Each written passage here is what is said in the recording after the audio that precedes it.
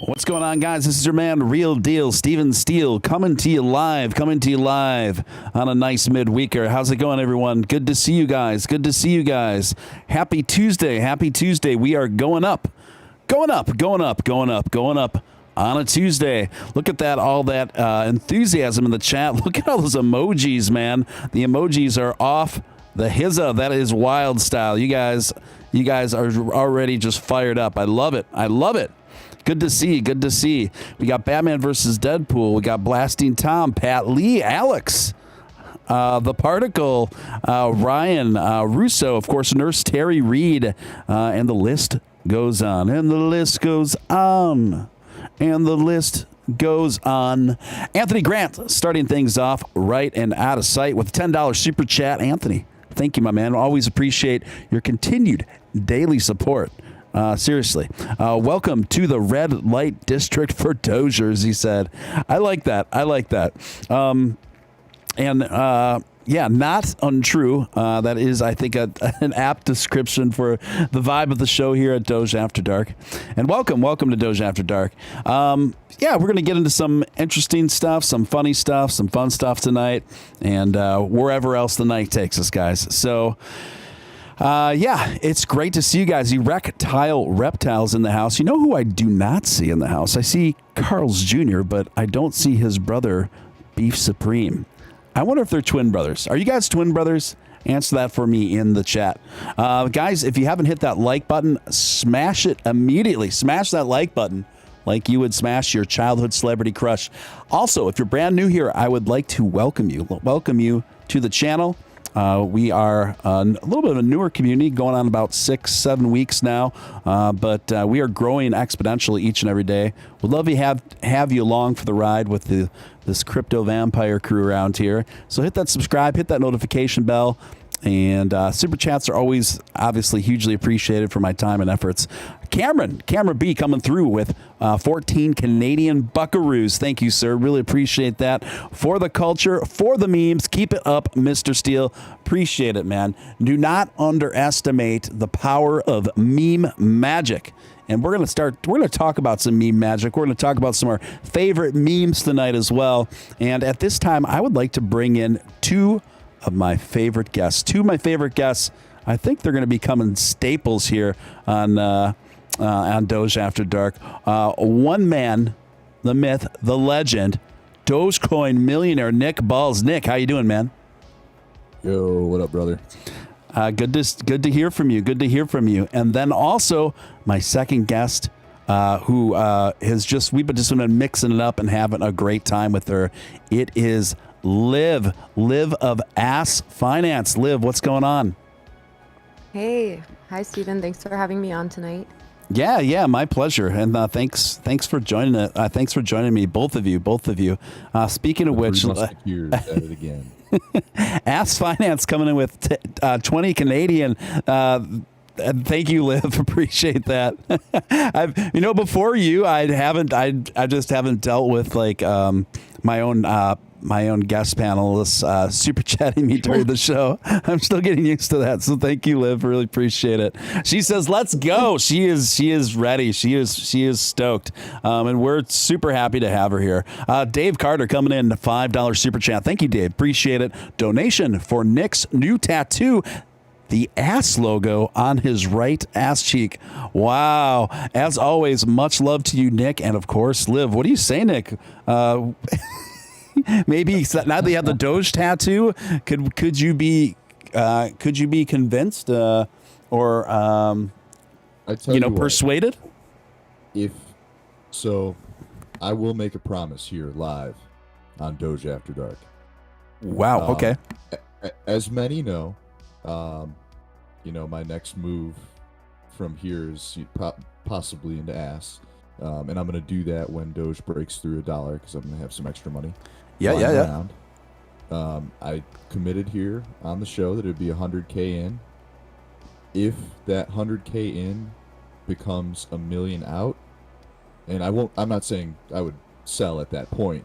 I'm just saying if 100 turns into $1 million, I will get an ass finance tattoo. Now I cannot promise that it'll be on my ass because I have a beautiful ass, people, and I don't want to want to hide that, but it might go somewhere on my leg with close to the Doge tat. I think I'm starting like a crypto leg sleeve right now. Okay, so maybe. So bullish. What did you say, Liv? I said that's so bullish. I have one too. I got an ass tattoo on my inner lip last week.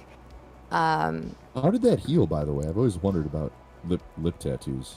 So it's funny, I had to do it 2 times. I got it done once after having a couple drinks, and it fell off like a day and a half later. I think it wasn't done deep enough, because you can't go too deep and you can't go like too superficial when you're doing lip tattoos, either because that will hit fat underneath and bleed a lot, or it won't stick. And Did it look like you had a bunch of lip glare done? And then I had to go and have it done a second time, and that time hurt a lot more. The first time it didn't even hurt. I don't know if it was like the drinks or because it wasn't done deep enough. And then I went and got it done a second time, and I was so uncomfortable, like sweating. But yeah, it healed fast. It's fine right now. You know, Liv, I got a lip tattoo and just right in the same place that you have. You got yours, Liv, except I got mine when I was just a few days into 18 years of age, and I'll get to that after these super chats. Dave Carter coming in $5. Dave, donation. Oh, we already said that. We just talked about that. Okay, Yoshi coming in at a $10 super chat. Number 1 fan. I always like those super stickers with like the dancing pears or Shiba dogs. I find them really cute, pretty endearing. So thank you for that, Yoshi. And I like that Yoshi always donates every show with a super sticker, but never says a word. It makes that person more mysterious. Makes me wonder where Yoshi's from. Maybe halfway across the globe. Maybe in a town near you. But Yoshi, thank you for your continued support of Steven Steele Live. Batman versus Deadpool, of course. What would the show be without some Batman versus Deadpool? Coming in $4.99 with some kung fu fighting. Shiba Inu, dog, looking right at me. I love it. Matt Wallace, a.k.a. Final Stand, in the hizza, in the house, in the chat, coming through. $10 super chat. Dogecoin, I can hear his voice now. Ladies and gentlemen. Dogecoin, I'm going to try my best. Dogecoin, to the moon!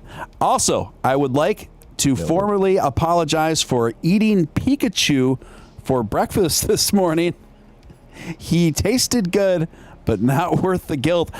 Do you guys know what Matt's referring to there? What?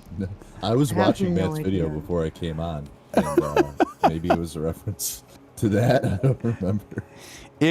What I'm thinking is it's probably a reference to like his latest live show, or which I only caught the first half. I usually catch it every day, but I only caught the first half today. Had a crazy day, but it's either relation to that or relation to maybe a Twitter space that he was in. But either way, I don't know quite what the second part means, Matt, but I love it because it's very bizarre, and I love bizarre. And we love Matt Wallace. We love Final Stand here on Steven Steele Live. And I know most all the audience here also watches Final Stand, and we share a lot of the same audience. So good to see you, Matt, my friend. Good to see you. So yeah, Matt Wallace making a cameo in the chat, and the crowd goes wild. What a star-studded cast we have. We've got Nick Balls. We've got Liv of Ass Finance. We got Final Stand. And, you got your boy in there in the mix, too. So, guys, I did get a lip tattoo. I've had the same lip tattoo since the age of 18. And it's still there, actually. It's still, wow. To my surprise, it's still there. It's still readable. And yeah, so I got this tattoo from a skinhead who had a tattoo shop set up in his basement when I was the days. Yeah, and he just carved right in there, man. And he did a really good job because it's still there. Sometimes I don't did know you if I get? want. Well, keep in mind I was 18. Okay, guys. So disclaimer. Okay. And in the real world, on the offline world, the only people that know that I have this are just maybe 2 or 3 friends and my dentist. But I have it just says straight edge, like in my lower lip. And when I was a kid, when I was growing up, I grew up playing in punk rock and hardcore bands, you know. So it kind of went hand in hand with the whole scene that I came up in as a rowdy little youngster. So yeah, that's it's still there. It's still there too. I don't know. Like I don't like it or not like it. It's just kind of at this age. I think it's just funny. Yeah, I guess I'm still happy I have it. It's one of those tattoos that no one has to know you have it unless you want them to know you have it, you know? So that's exactly why I picked that spot for myself as well. So I don't have to pull my pants down and actually get an ass tattoo and show them. Yeah, that's always kind of like a curious thing, right? When you're getting a tattoo in one of the more personal places, you just have to have it hanging out there, you know, for hours at a time, kind of in public, you know. And I don't know if ass tattoos are more or less painful. I would think that skin. I don't know. At first, I would think it'd be more painful, but the more I think about it, that's where we've got a lot of extra cushion there. So maybe it's less painful there. What do you guys think? Yeah, probably not. As somebody who's put lots of needles in their butt, it's you're not gonna feel anything. Yeah, I don't think it would be too painful. Well, there's like muscle there, but fat and muscle, I don't think it would be very painful, to be honest. Yeah. I got my rib cage done when I was 19. Yeah. Okay, that's painful. That's no bueno. Yeah, I have my ribs done too, but it's tiny. But that one wasn't too bad for me. Maybe it was just like the placement. It's small, but yeah, I didn't find that one too bad.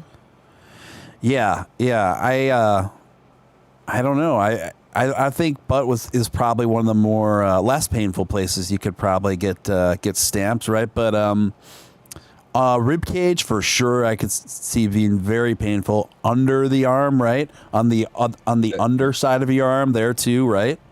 Those would probably be some of the more painful places for sure.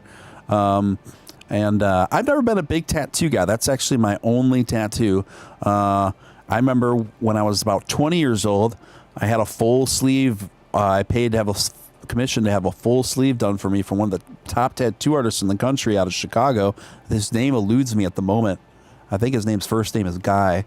But I remember just paying the cancellation fee like 48 hours out because I was just starting to think about it realistically, and knowing my personality, I knew that one day I would wake up and look at my full sleeve and be like, I don't want this anymore. So so now that's the only tattoo I have. How many tattoos do you guys have, Nick? And then I want to hear from Liv.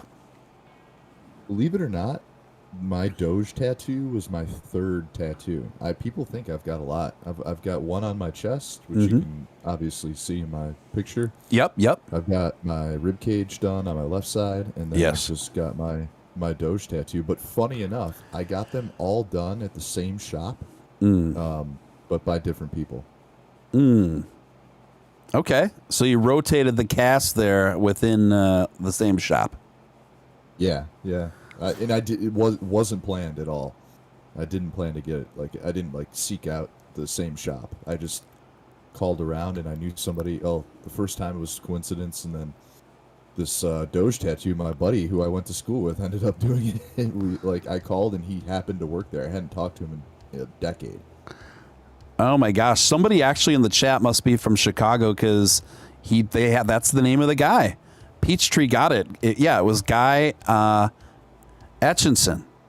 Oh, I know. Yeah. I know Guy. That guy. No pun intended, but yeah, that's the dude. That's the guy. That's the guy. Peachtree called it, and that's one of those names that it just rings super familiar for me now, but one that I hadn't thought about in so many years. So just now seeing him like around here for a long time. He's a veteran, man. He's one of the best in the in that game. Liv, so you just got, for those who don't know, Liv just put her money where her mouth is. See what I did there? Her money where her mouth is, and she got the word ass tattooed on the inner side of her lower lip. So Liv, tell me how painful it was for you, firstly, and secondly, how many tattoos do you have? Yeah, so like I said, I had it done 2 times on my inner lip. First time, it didn't hurt, and thank goodness that was the time it was filmed, because it's going to be on Barstool Sports, so I look like a champ, and I look like I'm not in pain. The second time was super uncomfortable getting it done. And then I have 6 tattoos, but they're all pretty small. I have 3 on my feet. So I have the word breathe in French, which is respirer. On my foot, I have a moon on my foot, and like a crescent moon. And I actually got this one while I got my lip tattoo. After I had a few drinks, I was like, F it. I really wanted this for a while. So I got a alien on my foot, which was drawn by Riff Raff. And I got on my rib cage. I have my parents' birthdays. I have my inner lip done with ass, and then I have on my wrist a UV tattoo. It's really dumb. It's an infinity symbol. Please don't rip me apart. I really wanted a UV tattoo. So you can't see it. Right. There's nothing there, but you can just see it under black light. Okay. Right. Okay. Why do you think why are you apparently most self-conscious about the UV tattoo, Liv? Because it's an infinity symbol. That's like the classic. Oh, yeah. The infinity symbol. Tattoo, yeah. Especially in TV. Yeah. Yeah. So I'm not too proud of that one. So it's okay though, because you literally can't see it. Right. So that's like 6. I think I counted there, Liv. 6. Yeah. Okay. Got it. And none on the lower back. No, none there. No tramp stamps. No tramp stamps. Okay, good. Actually, I think tramp stamps are it's a lot funnier and a bolder move if a dude gets a tramp stamp. My old boss had a tramp stamp, and what was on it? Skiing guy. It was like a guy on skis. I don't know why. That's so dumb. It was so, yeah. He probably thought it was clever that he positioned the guy on skis over his butt, like being like mountains or mounds. You know what I mean? I bet you that's what he was thinking. I think he was on like the ski team in college or something, and they like got drunk and convinced him that it was cool. Yeah. Someone's saying, Nick, your mic's coming in through a little weak. I can turn it up, or you can. You're turned up all the way on my side, so it has to be on your side. Yep. I gotcha. Yeah, that is funny. So really, I mean, I was actually on a ski team too. Growing up, I would work all summer to pay for my season pass for skiing. Yeah, and I was on a slalom racing team, and that was a lot of fun. But I never felt compelled to have a skiing tattooed on my lower back. You know when it really comes through is imagine just like knowing a guy for a while, and he's like one of your friends, or even Liv, if like say you dated a guy for a while. I'd say not even for a while, because you would find out, obviously. But let's say you went on like a second, third date with a guy that you're just getting to know, Liv, and then he bent over and his shirt comes up and you see like a tattoo all across his lower back, like in a tramp stamp formation. What kind of thoughts would be going through your mind at that point, Liv? It depends on what it is. If it's like something that somebody did when they were drunk, I would think it's hilarious. But if it's like something like a legitimate tattoo that they thought that that was the best placement, I would question what I'm doing with this person. But if it was something that they did like piss drunk or something, like I would think it's hilarious. But yeah, that's pretty the only circumstance that I would be okay with it. Bible anything. Someone asked in the chat, Johnny Grasso, yo, what's up with ass? What's next? Anything coming up? When's the Caleb video drop, Liv? You don't have to answer all three of those, by the way. Yeah, I don't have a date yet. We have marketing being lined up this week. So I don't really want to give away exactly what we're doing, but we have some marketing coming up. The Caleb video should be coming out this week. I'm not sure exactly what day, if he's going to be dropping it on Sunday. He usually drops his Sunday interviews on Sunday. I don't know if you're familiar with them, but he has a friend on there who eats a giant sundae while he interviews people. Okay. So those are his Sunday interviews. I didn't get to do that though. Why not? Why didn't you get the Sunday interview? We were doing something different. He was trying to make it like an hour-long interview. I don't know if it's going to turn into, if he's going to use that much footage. I have no idea. Right, or if right. he's like filming other stuff. Like I honestly have no idea what to even expect. But yeah, it should be out this week. Hopefully Friday or Sunday are the days that I'm expecting when it's most likely to come out. But I'll have to text him and talk to him. And yeah, I'm trying to think of what else they asked. What else is coming up? I guess we have marketing coming up.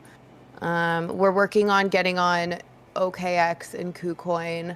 We have some contacts working on that, and we're getting some marketing done in the East as well. So I did an interview with a couple very big marketing companies in China. So those should be coming out soon, which is really exciting. Yeah, I'm really excited. And we're going to be doing some influencer stuff there as well soon.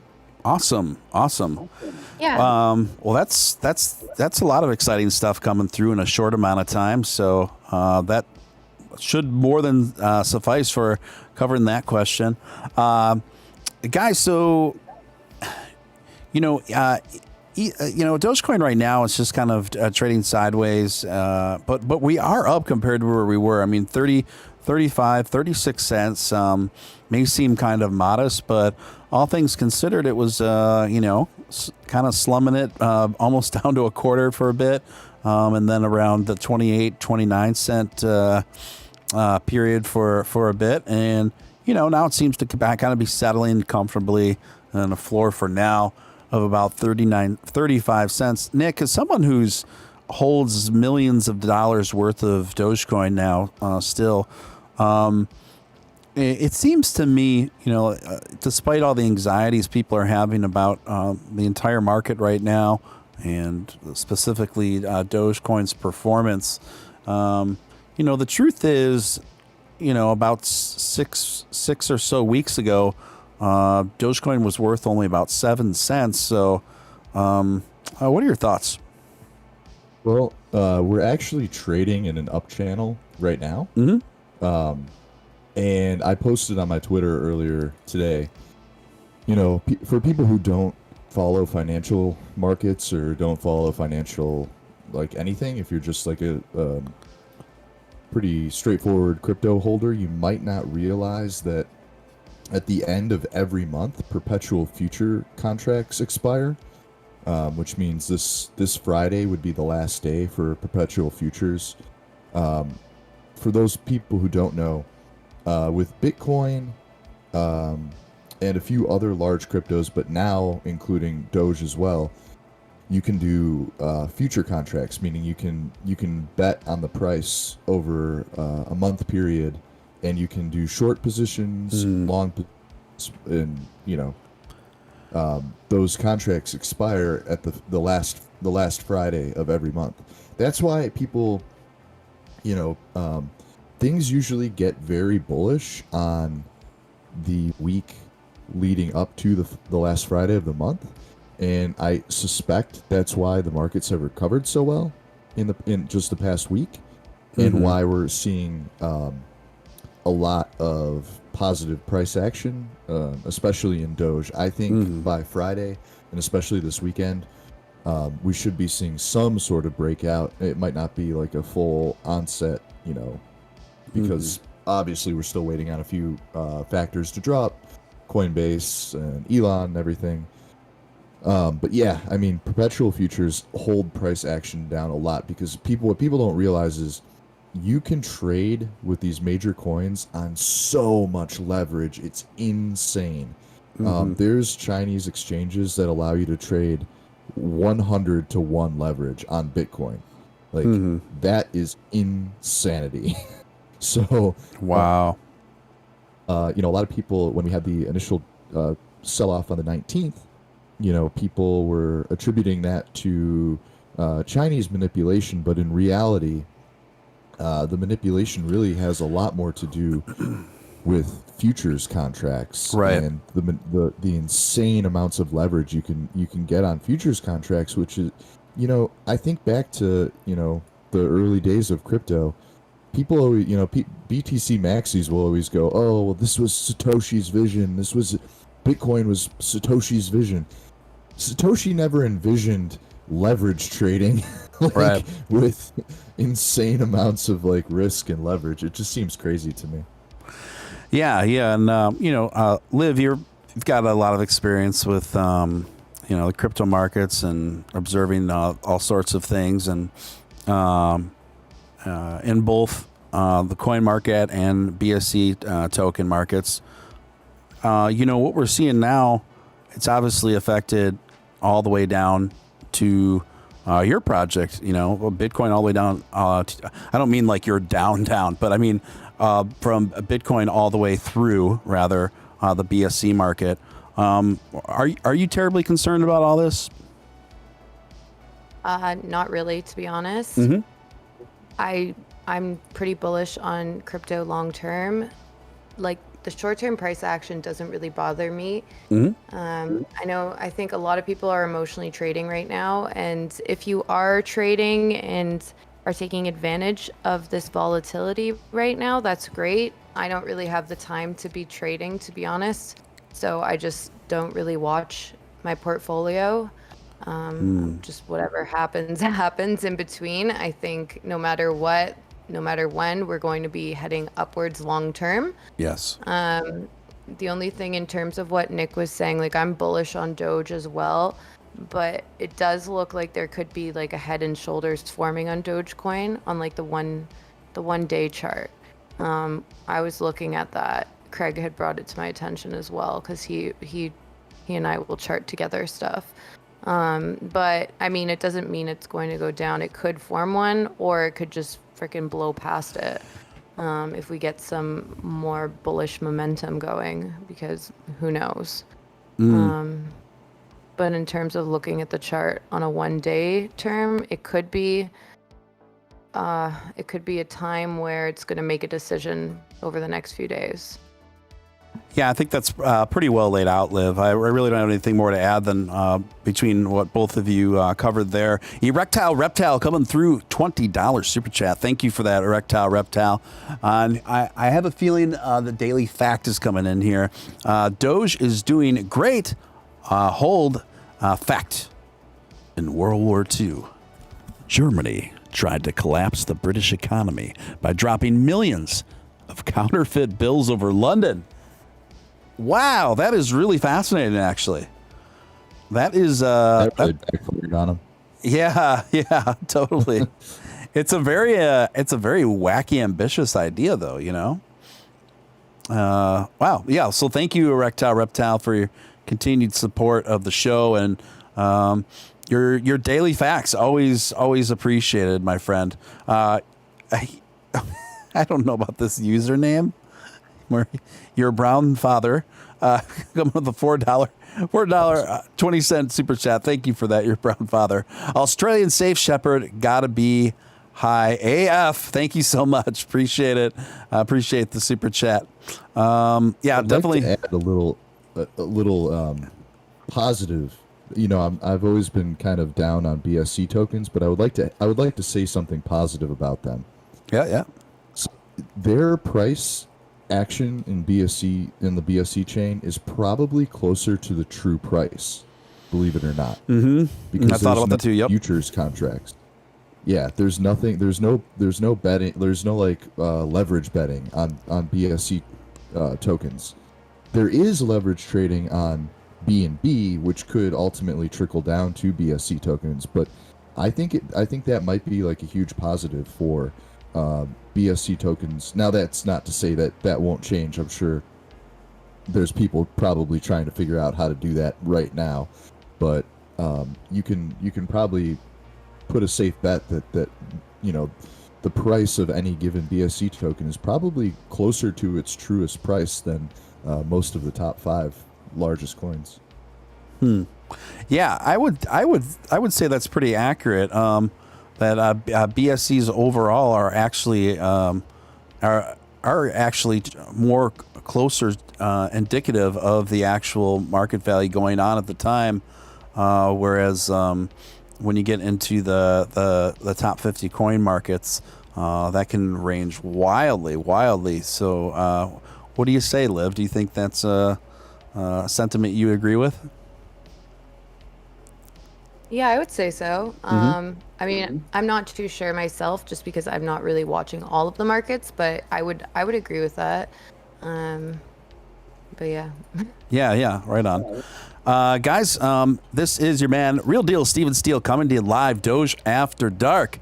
And tonight we are the Cyber Vikings. Cyber Vikings, I am flanked with very special guests, Liv of Ask Finance and Dogecoin millionaire Nick Balls, who had the prophetic fortitude to take out a loan and invest $10K into Dogecoin, into dog money back in 2014. And obviously that was a smart decision. So guys, Elon, one of the stories for tonight, Elon backs Dogecoin, obviously, very strongly, more bullishly than any other crypto on the market. But he has been explaining in more detail as to why he prefers Dogecoin over Ethereum, Cardano, and others. And it's a pretty interesting answer because it's kind of this multi-pronged thing. But his main response was to recently to a fellow named Dave Lee. Now, Dave Lee is just like a popular YouTuber, has a show, and a Tesla investor for the last almost 10 years. And so, yeah, he's got a pretty popular show on YouTube. So he said, he addressed this to Elon. He said, curious, what are your thoughts on Ethereum 2.0, Cardano, Solana, Polkadot, IOTA, and others that are trying to scale with low fees? What makes you choose Doge over all of them? And Elon's response was, Doge has dogs and memes, whereas the others do not.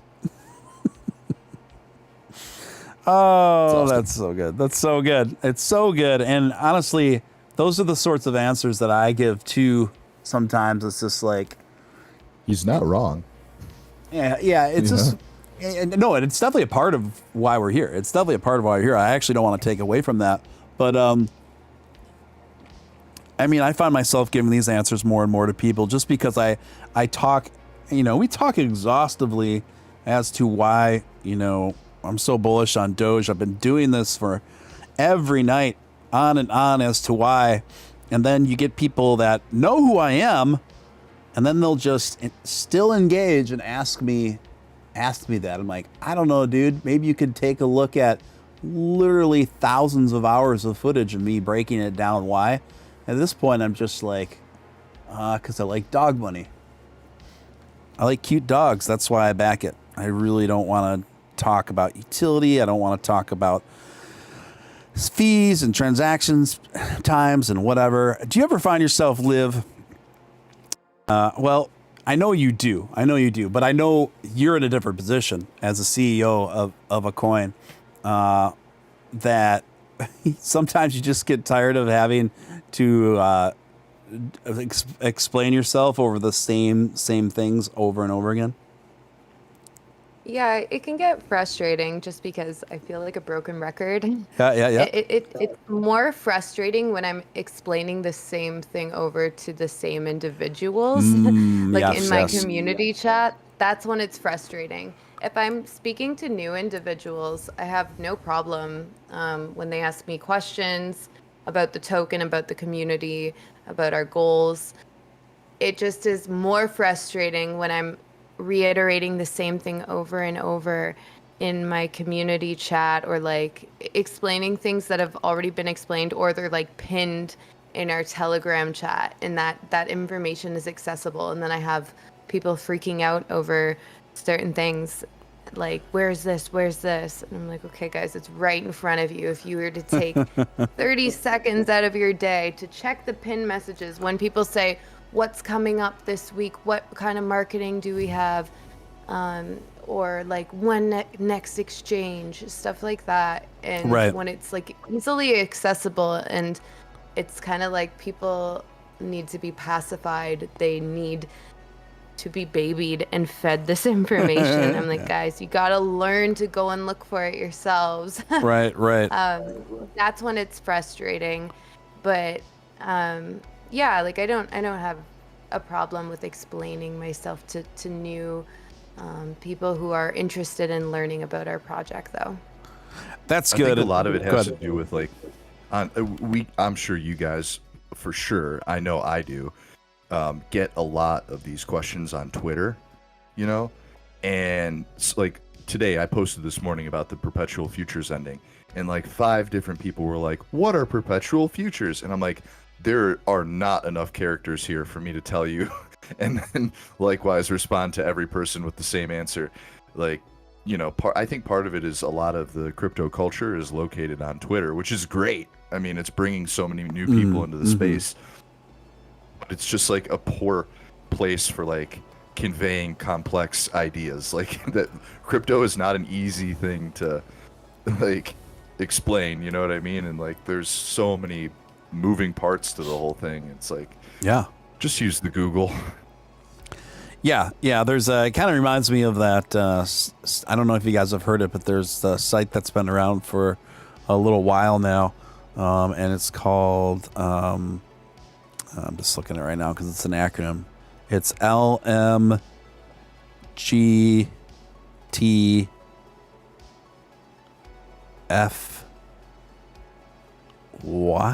something. Let me see. Oh yeah, LMGTFY. Yeah, LMTGFY, and it just stands for. Let me Google that for you. And so what you can do, and this might come in handy for you too, Liv, when people keep asking you the same questions over and over again, you can go to lmgfty.com, and then you can type the question in there, and then put get link. And then what it does, you can just paste that link whenever you get that question, and then that will automatically take people to the LMGTFY homepage, and you'll see it get typed out, and like the search of the question get typed out, and then hit the browser search, and then it automatically Googles the question or inquiry for someone. That's cool. I'm trying it out right now. yeah, it's pretty great. Yeah, I'm typing it in right now. Yeah, super cool. Yeah, I think that might come in handy for you in the future, Liv. Let me see here, because I'm not sure if there was anything much else to this article that really stood out to me. Oh yeah, okay. Meanwhile, Dogecoin's original creator, who previously stated that he created Dogecoin in 2 hours without thinking about anything, said it was unlikely that he would get back into developing the Doge network I don't have much incentive to do that, and a lot of disincentive, he said on Twitter, this is Billy, and that people shouldn't just do work for others without any benefit to them and be treated like a means for them to make money. This is a topic that's very near and dear to Billy's heart, and he and I talked a lot about that on our one-on-one, where, you know, the reason why Billy got out of the scene for a while is because he just felt like people were just using him after a while, only seeing him as a means to their ends, and only seeing him as kind of an information booth / someone to try to improve their bottom line.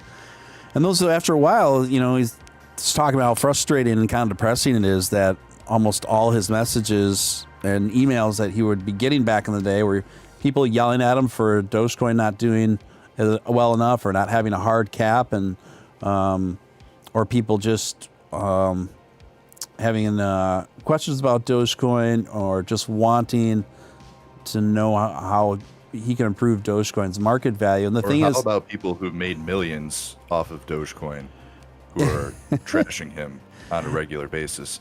Yeah, who was that guy? Yeah, who is that guy? Do you want to talk about this? Yeah, I don't care, man. Yeah, I don't have it. Right. I don't have my structure tonight, so go ahead.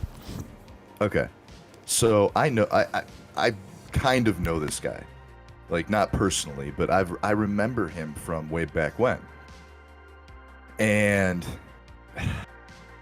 I know a little bit about where he's from, and let's just put it like this: he was using. First, he started mining Doge back in 2013. He used what he earned from that, and then he also got paid in web hosting or like digital art jobs for. He got paid in Bitcoin. Then he used that Bitcoin over the years to trade into, like, basically using trading pairs with Doge, right? So he grew his Doge holdings to like. I don't 10 times what I have. I mean, maybe more. And he was always kind of an odd dude. But he, over the last like month and a half or 2 months, has gotten very strange. Like, very odd. I don't know a ton about him, like, personally. I know he got a Rolls Royce around the same time I started looking at my McLaren, and I don't know. He seemed like he started a YouTube channel, and he has one video, and in the video he's like, "I'm here to be a cheerleader for Doge." Cool. And then just over like the last month or so, it's just been like one thing after another about like how Doge isn't what it used to be, and how the developers are not like taking the project in the wrong direction. And keep in mind, this guy has made, you know, tens of millions of dollars off this at this point. It's like, dude, like, I don't know. And he came at Billy yesterday so strangely. I don't know what to think about it. I was going to ask Billy about it today. I just didn't want to like rile him up or anything. But, you know, Billy, if you're listening, just know that I'm out here. And if I got to throw somebody over a building for you, bro, I'm here. Right. Yeah, no, I understand. I understand. Metaphorically, of course. Yeah. I saw that tweet too, and it was just like, this came from a guy that, you know, he's a multimillionaire from Dogecoin, and to me, it just struck me as pretty audacious, right? And he said something to his criticism was really pretty silly. He said something to the effect of, Billy doesn't care about the continuing development of Dogecoin. He's just concerned about being a socialite now. And I'm like, firstly, Billy's kind of like a reluctant socialite. Secondly, he just because he created at one time doesn't mean he has any of these responsibilities. He doesn't, and he's nor is he obligated to you, someone who, you know, without him you wouldn't. You know, like, right? You made tons of money off this stuff.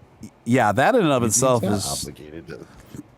Yeah, so, and Billy got a little, understandably, a bit fiery about that, and it's just, I don't know. I could just feel how annoying that must have been for him. So, I don't know. Speaking of which, Liv, some question I had for you. There have been a couple Ass Token millionaires as a result of your creation, yeah? Yeah, there's been a bunch of them actually. Uh-huh. I haven't spoken to all of them, but I had spoken to maybe like 4 people that I know personally who have made over $1 million. Well, not know personally, but I've spoken to them personally. That have made over $1 million off of it. Yeah. Oh my goodness. Now, are they trading it, like, or were they just early adopters, or like how, like, I don't know. See, I don't know about BSC. Could I use trading pairs to go back and forth from ASS to B&B? Yeah, it's not the most effective way to trade this though because of our tax. There would have to be a lot of volume and a very big price increase or decrease in order for that to be the most effective way to trade it. In my opinion, the best way with our token is literally to just hold it because of the reflect that we have. There's a tax on every buy and sell of 5%, and that gets redistributed to all holders, kind of like a dividend. And so the longer that you hold our token, the more your token will increase by numbers. So it makes more sense to be holding it long term than to be selling it, like trading it and scalping it, because you're down 15% on after you buy and sell it one time. Now that isn't the best from like a business standpoint, but if you are holding it long term, you are able to make that 15% back just by holding it from the reflect alone. I don't know exactly how long that takes to make it back. I know it depends on the volume, essentially. I know another community with a similar method was 20% over there in 2 days, which is outright a lie. Wait, back up. I'll just slow down so I want the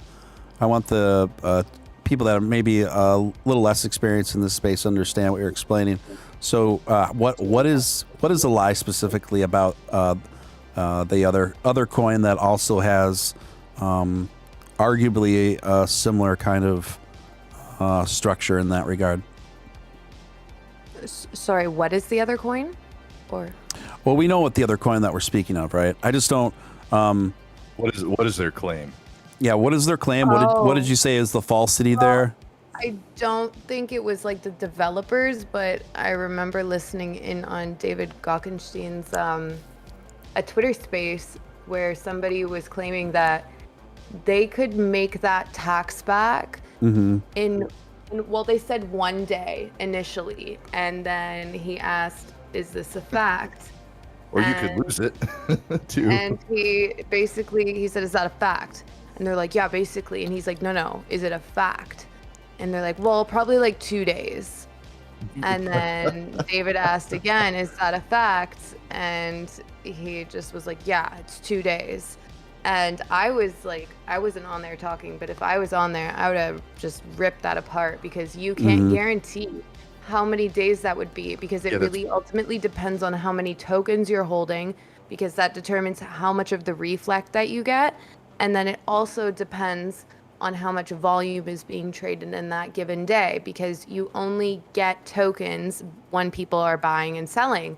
So if there's no volume trading, not saying that there would be no volume, but if there's no volume, you're not going to be getting any tokens. If there's outrageous amounts of volume, you're going to be getting a lot more tokens. So you can't really predict how many days it will take to get those tokens back to be where you started, because from the start on that certain token, you're down 20% from a buy and sell. So you have to make 20% in reflect in order to be back to where you should have been on your initial tokens at their current value. Question And then before you live. that's if there's no, sorry, yeah? I don't know. So I'm very I mean, I know about how coins were traditionally created, but if you could, is there some sort of benefit or advantage, or I notice a lot of these BSC tokens are created with this reflections. Like, is there something on the BSC chain that makes that, like, it makes it advantageous for you to do that when creating the token? Like, why do they all, not just saying they're all kind of cookie cutter, but a lot of them have this feature?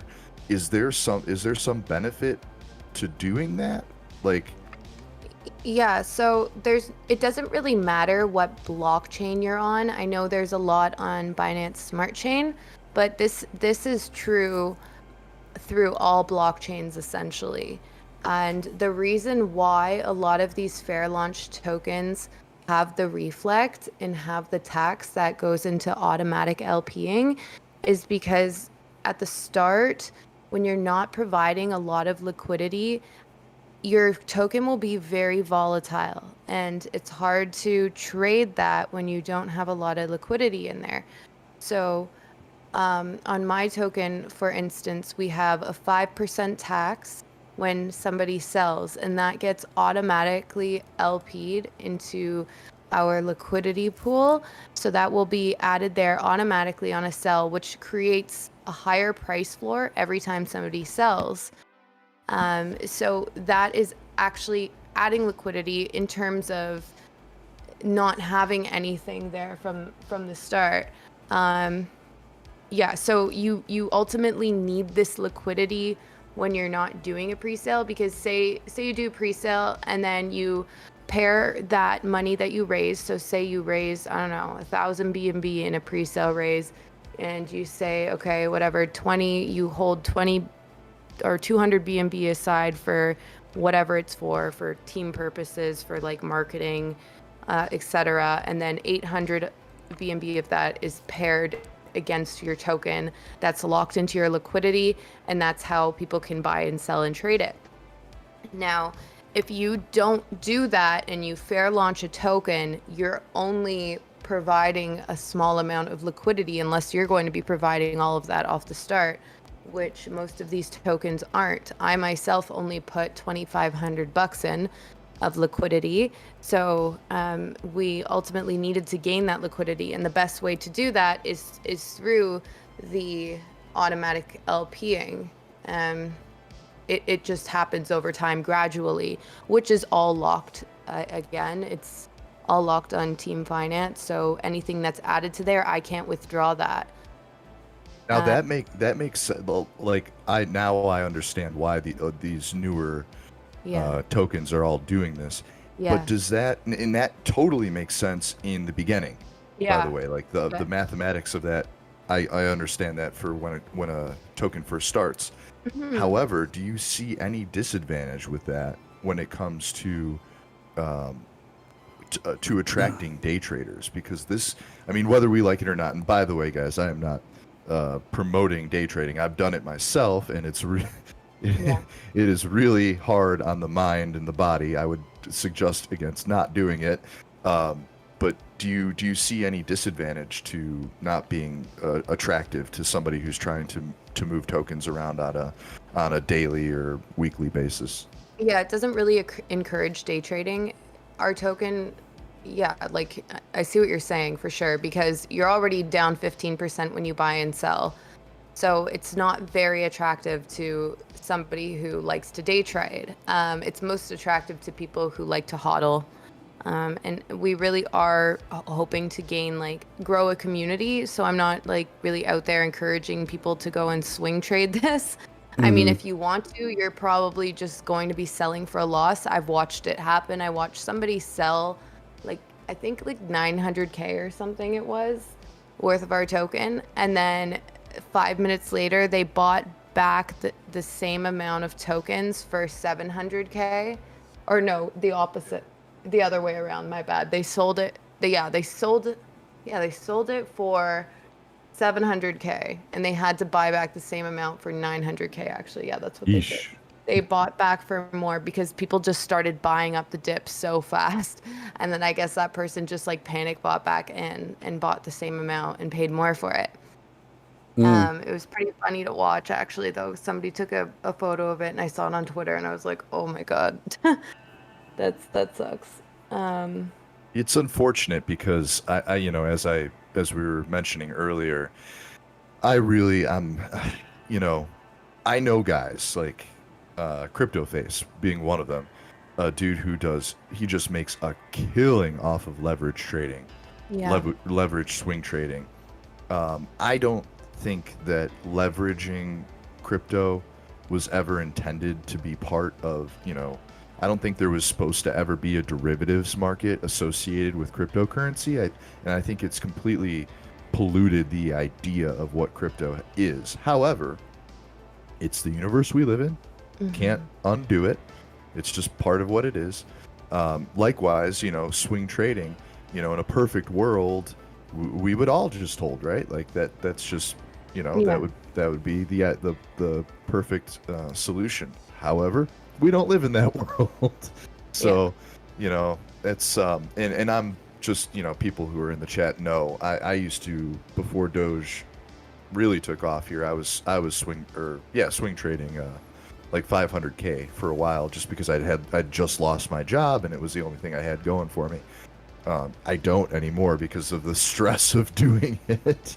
Yeah. But, I think that, I think it's encouraging to see tokens come out that encourage people to make investments into the future. I just worry that it could be cutting off a large portion of the market, unfortunately, that so much of crypto is now based on, which is just swinging money around. Yeah, no, I fully agree with you. Yeah, I think I used to actually trade. I would do all different kinds of trading. I mean, like I would trade on a day depending on how much volume there is, and if it seems like a good time to sell and buy back lower, I would do that. Usually I like to medium term trade, I guess, like over a few days to a couple weeks. And then also that's what I was doing. Yeah, and then I also have like my blue chips that I always hold no matter what, like Chainlink, Ethereum, BNB, Doge, essentially. Yeah, but I mean, I don't really have the time to be doing any of that anymore. I'm holding everything because like I don't have the time. I'm trying to run this token full time, essentially, like it's 2 full-time jobs in one.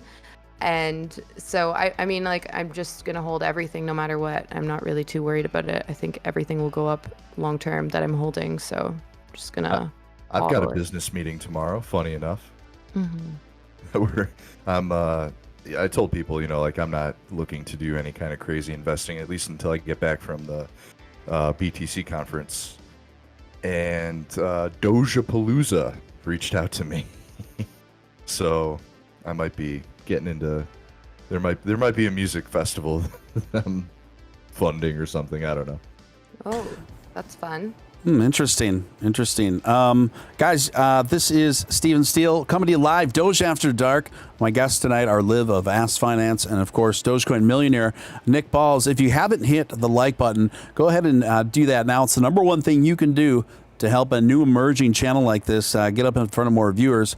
Takes a split second of your time, doesn't cost you a dime. And if you're brand new here, if it's your first time watching this channel, I'd like to personally give you a warm welcome and encourage you to subscribe. We're building out a great community here. It's just growing each and every day. We'd love to have you along for the ride. So hit that subscribe button and don't forget to hit the notification bell while you're at it. And if you feel compelled to super chat, you can ask me or anyone on the panel here any question you want. Put any comments in those super chats. They're prioritized accordingly and hugely appreciated for my time and efforts. Right now, we were just kind of talking about some of the mechanics of, for lack of a better term, I guess, tokenomics. Do you think that's Do you even use that? Do you even use that term, Liv, for this kind of sort of stuff? Yeah, I always use the word tokenomics. I actually said the word tokenomics in a business meeting yesterday, and who I was speaking to just like looked at me like trying to Google it, and they're like, "Sorry, that's sounds like a really intelligent word. can I just ask you what that means? And I was like, oh my God, I'm so embarrassed. I wasn't realizing that that's not like common terminology. And I find myself doing this every day. Like if I'm talking to friends, family, or like in business meetings, and I just drop like words or nouns that are used in crypto. Like I'll just drop like, that looks ruggy.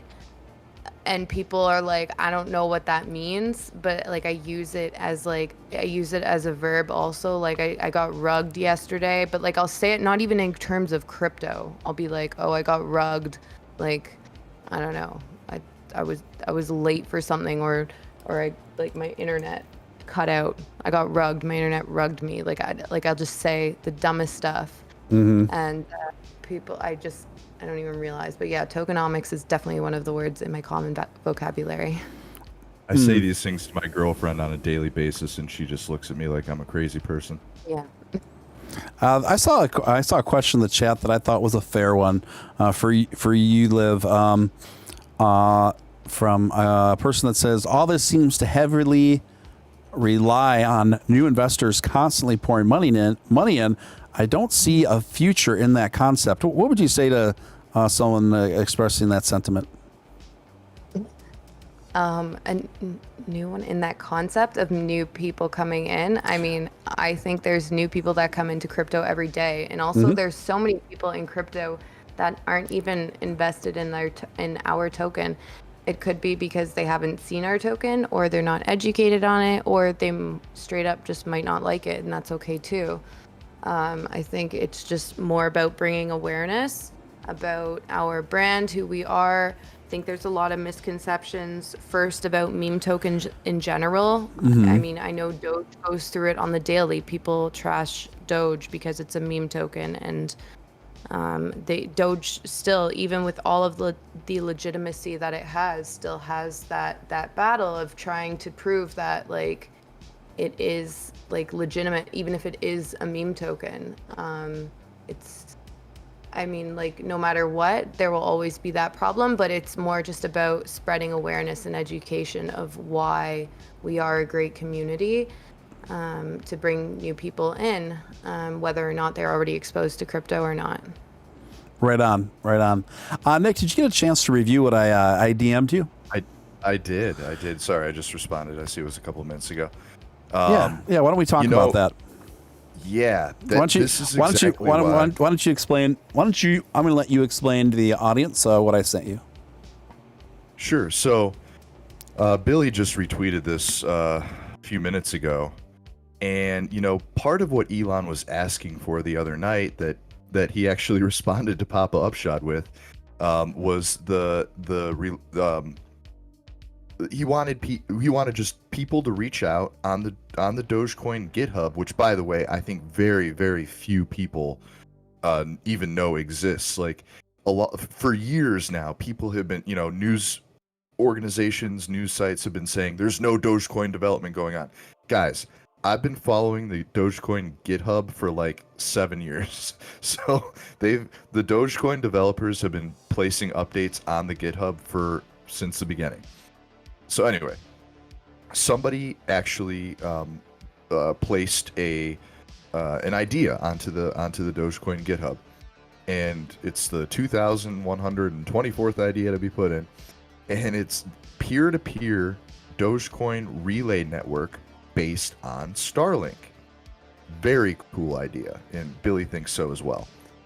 And I could tell you So I do have a little bit of knowledge on like relay networking and how relay networks are essentially used in like the traditional sense.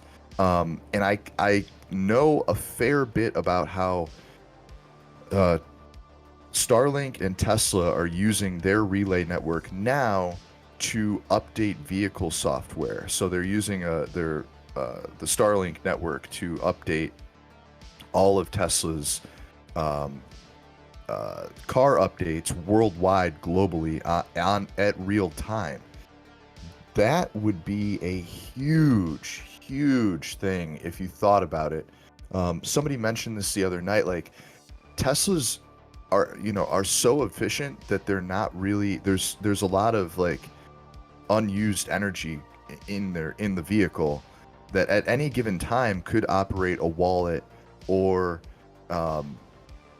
there's a ability there. Like, I think Liv's boyfriend was actually bringing up the fact that they could, you could use your Tesla as like its own Uber. Essentially, it could go out and make money for you, get paid in Doge, submit the payment to the car via the Starlink system, and now you've got a Doge wallet in your car collecting money. You could use that on like I don't know, upgrades or whatever you might want for the vehicle, or you could just deposit into your bank. Who knows?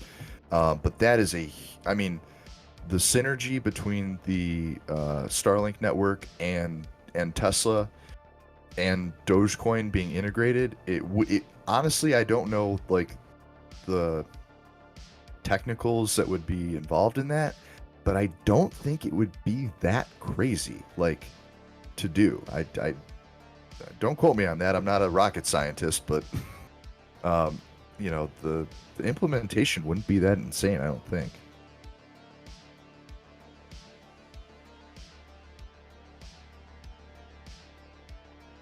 I don't think it would be too hard at all. And I think he is planning on doing something along these lines. This is what Craig, like you said, he suspects. I mean, he's been pitching to me that he thinks Elon's going to be doing something like this. It's so funny when he brought that up the other. I can't remember if we were on here or we were in a Twitter space, and I heard your boyfriend talk about that. I was like, that's a great idea. Yeah, he's right here. Yo guys, what's up? Yo, you killed it with that one. You know what? It was so funny the other night. I heard your Tesla idea, like the first time you talked about it. I think it was on a Twitter space. I can't remember. Yeah, I think it was. Yeah, it might have been Steven's or David's. Yeah, Mhm. I was in the room. I might have been on the panel. I don't remember. But when you said that, I was like, man, that's like feasible. Like Yeah, right now. It wouldn't be hard to integrate at all, I don't think.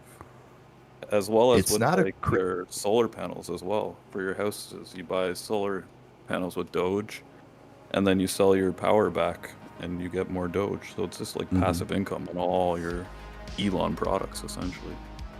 And then you could use that to do upgrades on your car, or you could use it to get more, upgrade your Tesla battery or whatever, or you could just hold it. Yeah. Or your Neuralink even. Or your Neuralink, which I might already have. Who knows? Yeah, I think this is pretty exciting stuff. I think it's pretty clearly laid out how real this could get quite quickly. And just kind of dovetail what Liv touched on before. This is something I've always felt too, that Elon has had planned and has been thinking about for quite some time. And Liv, did you have anything else to add on this one? Not too much. I mean, I'm like pretty on board with what Craig was saying. I think that he's going to be soon integrating Dogecoin into Teslas and being able to purchase Teslas and products through, I guess maybe through, I don't really know, maybe through his website, wherever he sells his solar panels. I wasn't really thinking about the payments in Tesla, because that would be like for Uber, but they are self-driving, so they would be able to run like a taxi service through them. So I don't know how that would work through Uber though, because Uber would have to accept our Doge payments at that point. So it would have to be like their Tesla's own taxi service in order for, unless Uber decides to integrate Doge. Yeah, no, I know. I'm just saying though, to be. I think once we get to honestly, once that something, a catalyst, like just the simple catalyst of Tesla accepting Doge is a huge domino to like so many companies. Look at what happened with Bitcoin. I mean, Tesla accepted Bitcoin. It was like it was just like a domino effect of all of these companies getting on board. And you can't, it I was in a Twitter space the other night, and some guy was like complaining about, what if China bans? His name was Canadian Bacon. I'm sorry, I'm gonna call him out. He was like, well, if China bans crypto, it's over. Like, that's it. Like, it's all coming down after that. It's a house of cards. I'm like, bro, you're operating under the assumption that world governments work together peacefully. Like, they don't. Anytime one nation drops the ball on something, another world economy is right there to pick it back up. And crypto is now entangled itself so deeply in like Fortune 500 companies. You got to be out of your mind if you think the CEO of Twitter is giving up his crypto. The CEO of Tesla is giving up his crypto. You got to be. These are major financial players. They are not giving that up. And if a country wants to give up theirs, you better believe that there's going to be people to step in and come grab it at a discount. That will happen. So just the simple catalyst of a gigantic mega corporation accepting something like Doge would be, just a domino effect of like all these other companies doing the same, following suit. Yeah, I think that's pretty well laid out there. By the way, Liv, I'm getting blasted by the ass fans on Twitter right now. They are like blowing up all my. I'm seeing like ass everything right now. It's awesome. Yeah, they are. They're serious, man. Anytime you start putting the dollar sign in the ASS, you're gonna see it, man. You're gonna feel the ass wrath. Ass momentum. Yeah, you're gonna feel the ass wrath. They're really they're real troopers, man. You've developed not only quite an interesting token there, Liv, but quite the community. I mean, it's pretty rare to see a community of enthusiasm of that scale and of that sort of zeal. AD coming through with $4.99 super chat. Thank you, AD. Appreciate you. Just grabbed 5 billion ass. Let's go. K9 crypto to the moon. Awesome. Well, welcome aboard. Antonio coming through with a couple questions. Would Doge be able? Can I get these? Yep, you're more than welcome, man. Go for it. Just read them out loud. Antonio Perez. 2-part question. 1, would Doge be able to be changed to a fixed supply? And 2, would there be an advantage to a currency being inflationary that we haven't seen from fiat yet, such as the US dollar? First part of your question is probably the most commonly asked question about Dogecoin and other inflationary cryptocurrencies as well. No, we will never, ever see Doge be capped. And I can tell you why. If we cap Dogecoin right now, there's something called a 51% attack. And as soon as you cut off the supply of Doge that is being mined every minute, the cost of attacking the coin drops instantaneously to like very, very little numbers. So right now, if you wanted to attack Dogecoin, it would cost like $1 billion per hour or something like that to do it. It would just be economically unfeasible for anyone to be able to do. As soon as we cap Doge, essentially, immediately opens it up to an attack. So that will never happen. Second, is there an advantage to an inflationary coin like Doge? Yes, there is. As Papadogio posted the other day, Doge at this current moment is adding $5,000 per minute. Right. It could have, yeah. I'm not sure if Antonio realizes, but the U.S. government prints $6 million per minute. So we're nowhere near what the current inflation rate of the U.S. dollar is. Yep. In fact, we're at a decreasing inflation rate over time. So as time progresses, we will see a lower and lower amount that's given to the overall total, meaning the inflation rate, I think, in like 100 years, Doge will essentially have like a less than 1% inflation rate. So it adds to the coins in circulation. It accounts for coins being lost, and it actually makes the crypto safer for you to hold. Unless you want your coins to be worth nothing, then we can cap it. Yeah, I think you covered that pretty well. And wow. See who's in the chat now. It is, resident Doge After Dark Dolphin, Robbie Gilchrist, coming in with 69 Canadian dollars. Robbie, thank you for helping to keep my cell phone on, my friend. I appreciate it. Robbie, thank you so much for coming through.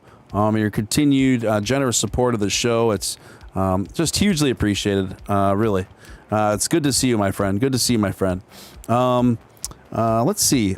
So yeah, I think you covered that really, really well. Sorry, it's just we get that. It's fine. That's the most asked question. This one comes from Poor Man Trading for Liv. Are there any physical tokens, ass tokens, I can get my hands on? Ooh, no, there are not. But oh wait, like physical ass tokens, as in like. Yeah, like an actual, maybe like a novelty run of. Oh, a novel. No, yeah. We don't have any yet, but I have ideas to do something. They may be being made. Yeah, they might be being made. I'm looking into some stuff.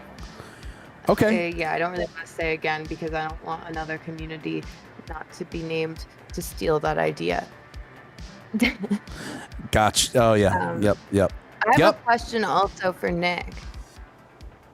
Yep. Do you have any ass tokens yet?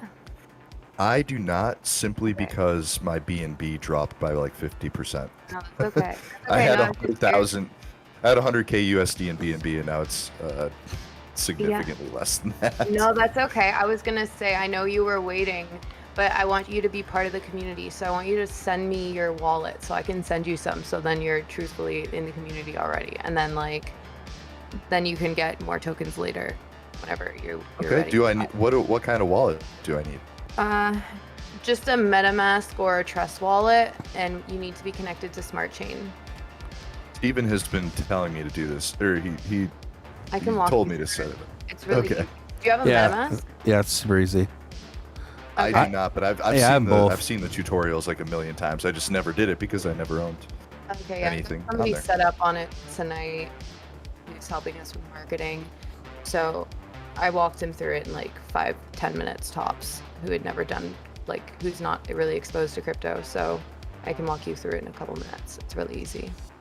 Okay, I'll send it to you. Yeah, I'll DM it to you, like the instructions. Yeah, send me to me on Twitter. I'm gonna jump off here in a little bit because I gotta go to bed. But I'll set it up tomorrow for sure. Yeah, you could always inbox me about it too, Nick, if you need help. Definitely.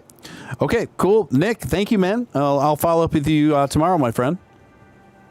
Sounds good, guys. You guys have an awesome show. Everybody in the chat, thank you so much. Make sure hit the like button, hit the subscribe. We're doing this almost every night now. Liv, it's been a pleasure. Steven, we'll talk to you tomorrow. Sounds good, my friend. Thank you, Nick. Appreciate you. Later, guys. Dogecoin millionaire, Nick Balls. You can follow him over on Twitter under Nick. Pulling it up right now. If you just do a search on Twitter for Nick Balls, that's BALLZ, he'll pop up right away there. So feel free to give Nick a follow over there. And then I'd like to give a very warm thank you to my man Imperial Beats, coming in with $50. Thank you, Imperial Beats. Appreciate that so much, man. Would you know if Ass will be on any other exchanges anytime soon?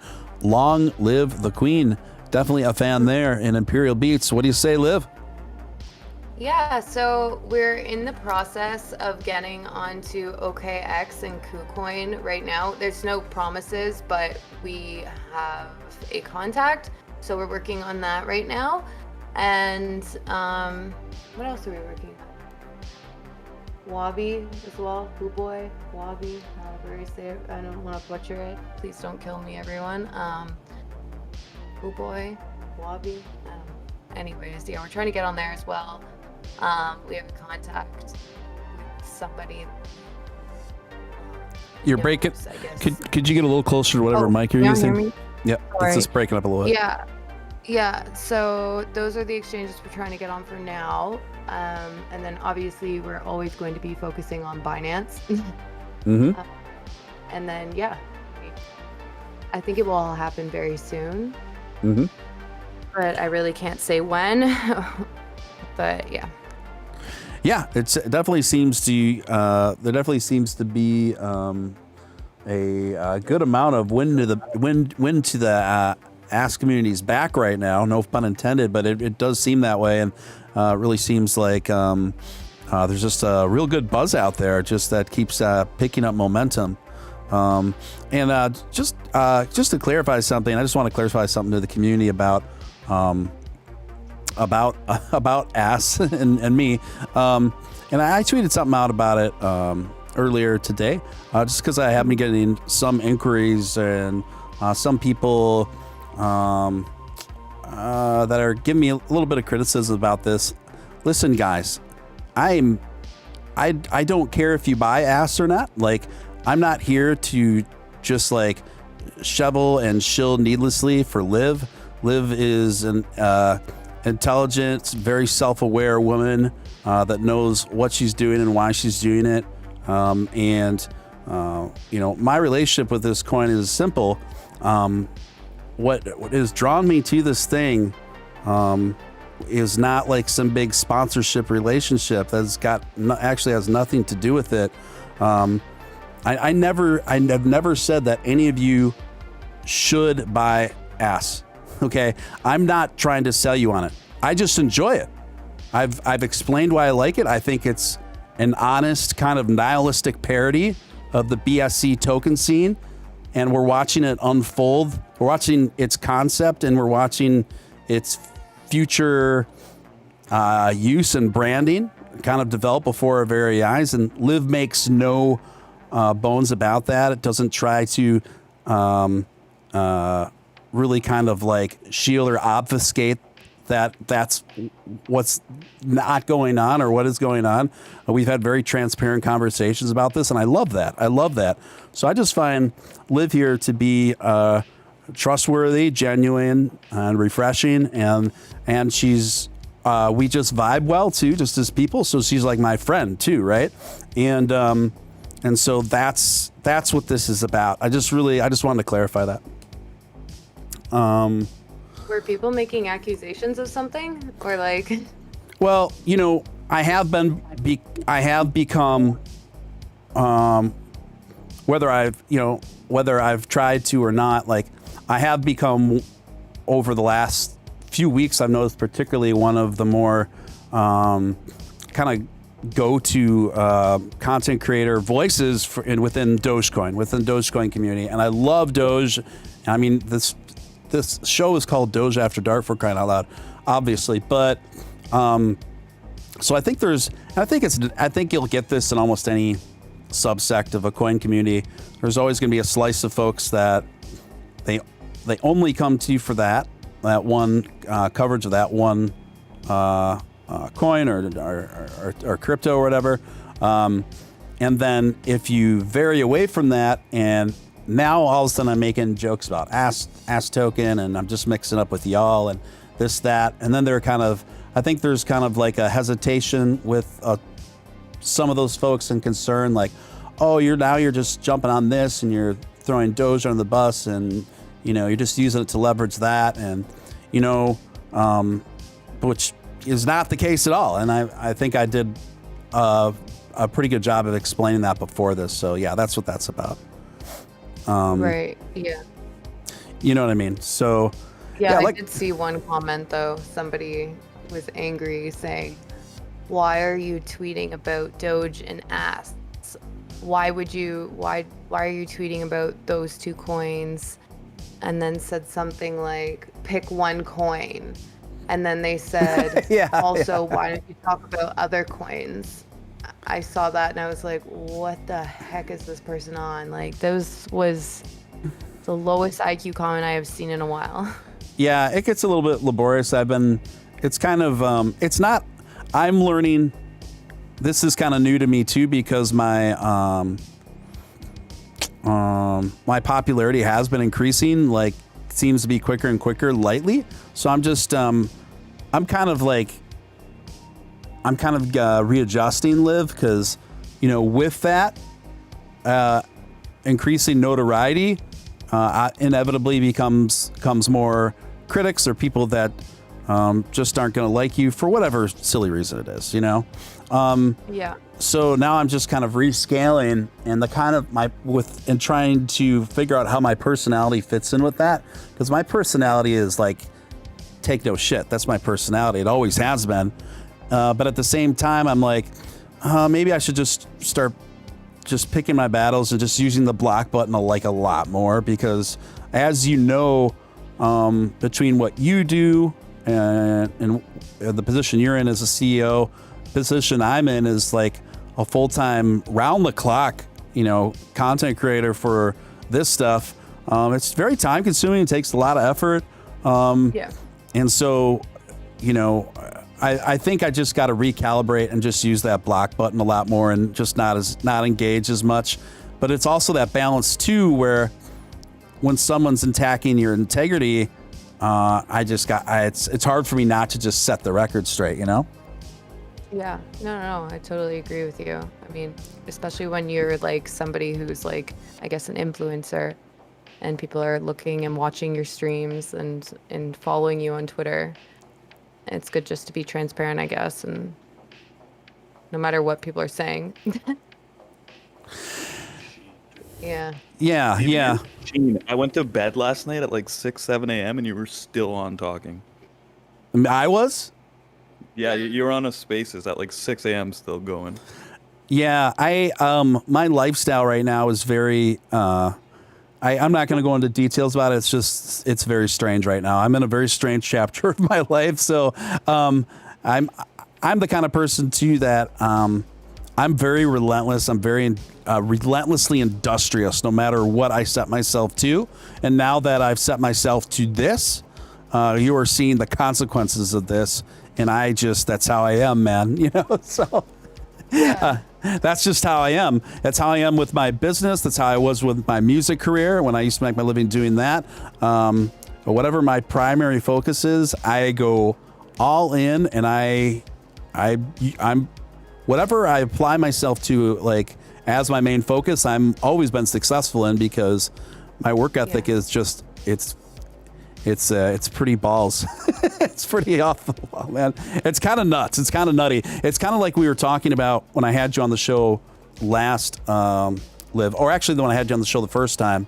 We were when I said I feel like the most successful people overall, and that are also most successful people in creative industries,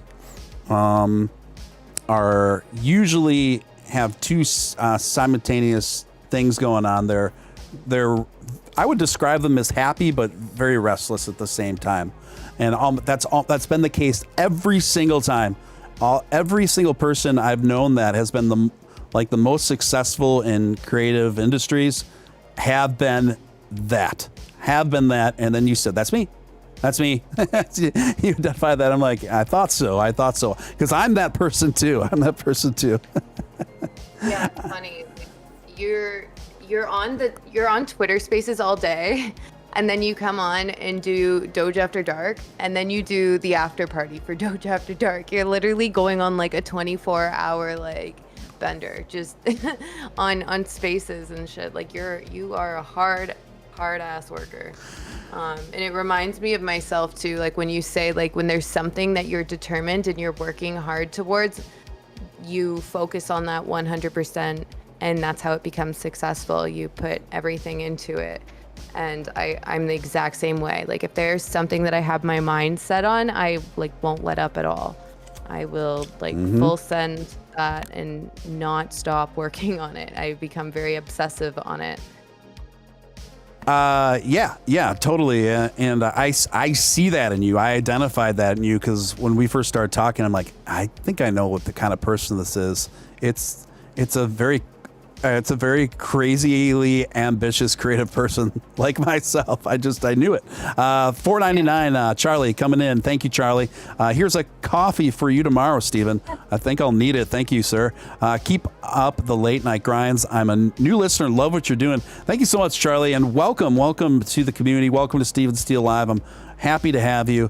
So, Liv, that's why sometimes I get ticked off and defensive when people attack my integrity. Yeah. And it's easy just to be some half-assed keyboard warrior that's not getting a lot done in your own life to like pop off on somebody like me because I think Ass Token is funny and I like talking about it and I like the community. I'm just kind of like, get bent. Like I grind constantly. It's not like this is not an accident why this show's getting more popular, their community is getting more popular, and everything else. It's not an accident. I put the work in, and I'm passionate about it. And I love what I do. I love Dogecoin. I believe in it. And this is another thing too, you guys. And this is another thing that ticks me off about accusations like that, because like we're all here for money in one weird reason or another, absolutely. But for me, that's like only one of my motivations. For me, it's about vibe. It's about people I genuinely like and people I genuinely trust and people that are involved in projects that espouse those things, right? So when I met Liv, that's where I was like, oh, this is cool. Like, I actually believe in the person behind this. I actually vibe with them. And, you know, I wouldn't say that I could care less if my ass does well or not, but in the way I can say that. I know I think there's a pretty good probability it will, but what I'm saying is, like, for me, it's about the journey and it's the fun, and I'm investing in a person that I believe in and a person that I like. And I think I just think it's super funny. Hey, Liv, do you know what I mean, Liv? Yeah, no, I know exactly what you mean. I feel the exact same way, and that's why I like vibing with you too and coming on here and talking with you in your spaces. I mean, I identify with a lot that you say in how you, I guess, how you carry yourself. It reminds me a lot of me, like how you were saying the Doge is the Duke only good every day, and you're like, well, like I kind of identify with that, and I feel the same way. Like I have good intentions, but I'm also like not perfect. So yeah, I think just the you definitely have a refreshing level of honesty, but like you have you got the fire and the moxie in you too. You're not you don't hesitate to like be assertive and take out the trash when you need to. And I like that. Because that's me. That's me too. Imperial Beats coming in $5. Thank you, Beats. Hey, Liv, did you really make a Coco Snort coin? So I didn't make it yet. I was scared to make it and then say that I made it, and then my community freaks out on me and says Olivia abandoned ass, and now she's promoting Coco Snort. Yeah. Because literally I tweeted yesterday as a joke that I was gonna become a film director, and everyone like freaked out, and I was like, oh no, it's a joke. Like I joke a lot. Like I'm that kind of person. I love to joke. I don't think people should take me so seriously when I tweet something like that. It's well, now you know how literally people, and now that you're in the position that you are, that you got to be mindful of your jokes too, right? Your sense of sarcasm. Like, that's also what's really hard for me, because like I also don't want to not be who I am, because that's if anybody knows who I am, I'm that person who will make dumb jokes all the time, and I'm not meant to be taken completely serious when I say things like that, unless I'm obviously talking about a serious subject. Yeah. But to make a claim like, all right, I'm quitting crypto, guys, like over a meme video, and I'm going to become a director now. That's not supposed to be taken seriously, guys. But yeah, the Coco Snort coin, I want to make it, but I'm also scared to make it, and then the whole community freaks out and is like, Liv's abandoning us, Liv's gone, and like, which would never happen. Also, if I were to make another coin, I would be there forever. But I mean, I don't want to freak everyone out. F. Usaw says, tell the mom. Oh boy. Tell them. This is one of those comments. I saw it and I just saw my name on it. So I started to read it. Now I'm like, oh, I have to finish it. Tell the mom-daughter stripper story again, Steve. Maybe in a Twitter space. Maybe if I open up a Twitter Spaces, guys, I'll tell it again. How about this? I'll open up a Twitter Spaces a little bit after the the official show here, and then we'll tell it in there. Okay. So let's see. You guys are actually a bit quiet tonight compared to how you usually are. I find that endearing too, because a lot of times people are just kind of like watching and just kind of listening. They're just a little shy. Just a little shy tonight. The comments are a little light, but what I've learned too is that doesn't mean that people aren't interested. They're just I hear it all the time. There's a lot of people that watch that just like to get in a groove and just hear your voice. You know what I mean? They just like to hear your voice and just relax and just take it in. I'm surprised. I'm surprised, but not how many people watch this show on their TVs. They just stream it right off their big flat screens, and people always send me pictures of their feet up or with a cocktail and Steven Steele live on their big screen. Yeah. It's pretty cool. I've heard that repeatedly too. I think that's a really cool way of doing it, where people watch it through their big screens, and then they interact with the chat on their cell phones. And I think that's probably the funnest combo. And Particles coming in. That Gambia is still coming through. That's still coming through. David G. I don't want to go too heavy on this, but David G. definitely had a pretty big dust up today in a predominantly Safe Moon chat. And it's just one of those things where David's personality is, I like his personality, and I think I perceive you probably like his personality because you see some of the same things in him as maybe some of the attributes you see in yourself and myself. Because David's also a very assertive guy. He doesn't take any ish, and he just gets right to it, right? And so I think a lot of people, particularly in Safe Moon, because he has been critical of them, they really take it really personally, and they get really fired up when in fact David, that's just his personality. No matter who he's talking to, or putting under question, it's just that that community is like pretty. I'd say it's fair to say they're hyper defensive. So it causes this pretty intense climate, I should say. Yeah, for sure. I mean, I went into that. I just saw when David was on a space, and I just decided to go and hop in whatever he was in, and I was so scared for him. Oh my gosh, I feel like he was being scorned. Like, I don't even know what was happening there. It's like a mom just punishing her child for doing something wrong. I was like, holy crap, I cannot just like this one female going off on David, just ripping him apart. But then also being like, you're intelligent, David, you're intelligent. You're too intelligent for this. And I was like, oh my God, this is like being lectured. It was pretty cringe to listen to. And then just she kept saying, I'm at peace, David, I'm at peace. But like, you could just hear the seething stress and seething through the mic. I was like, oh my God, this is the most cringe thing that I've had to listen to in a while. I was like, why do you care so much about what somebody else thinks about your token? Also, who cares? Just let it go. Well, I think it's because David's been so effective in that's why. That's right, because he's been so effective in maybe illuminating some of the questions that are need to be asked that don't particularly have great answers, right? So that's put them in a more defensive mode. Consequentially, David's got a lot of experience, to bring to the table, and with his opinion. And so I think because he is such an effective, formidable critic, that's where a lot of the anger comes from, in my opinion. So, but he held the space afterwards. Go ahead.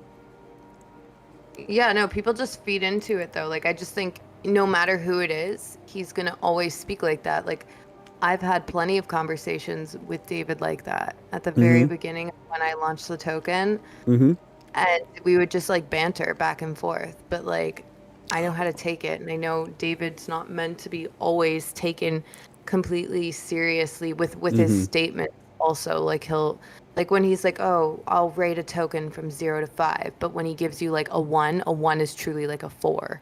Correct. And like, that's what he says. So it's like, you need to take what he says with a grain of salt. He's very open. He speaks his mind. He doesn't always mean literally what he says. I feel the same way, but I've had to put a filter on my mouth because of the position I'm in now. I wish I didn't have to. And I think also because I'm a woman, I'm also expected to act a certain way. So I also because if I start acting another way, people will be like, oh, she lives a bitch. Like, sorry for my language. It's okay. That's what I've gotten that. I've gotten that a bunch of times. And, just because if I speak up for myself, and I find that, so I have to like watch what I'm saying a lot, and it's frustrating sometimes, but like, yeah, I mean, like, people just feed into, or David, I guess that's just his personality, and he likes to poke buttons and push the boundary and how far he can go and things. It's pretty fun to listen to. It's really fun. I think it's hilarious, and Isaac, I do see your super chat, man. I'm not leaving you hanging. I'll get to you, buddy. It is hilarious because, like you said, he gave you, when you first came on, he was giving you the business. Like, he was giving you the same sort of a vibe, right? But you handled it much differently, and you were a lot more transparent, and you were a lot more straightforward, and you had thick skin, and you could see the humor in it as well, and you rolled with the punch. You rolled with the punches, and you won over his respect. Yeah, for sure. I mean, like, I answered all of David's questions that he had.